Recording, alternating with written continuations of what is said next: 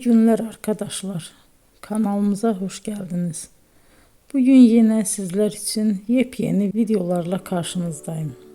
İki başarılı oyuncularımız Elçin Sangu ve Barış Ardus'tan güzel paylaşımlarını sizler için hazırladık.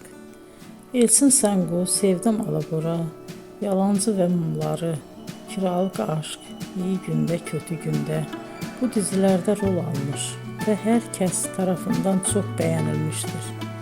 Biz de Elçin Sangu ve Barış Ardus'tan en güzel sempatik fotolarını sizler için hazırladık. Bu karelerin devamını istiyorsanız emeğe saygı olarak kanalımıza abone olup yorum yazmayı unutmayın arkadaşlar. Teşekkür ederim.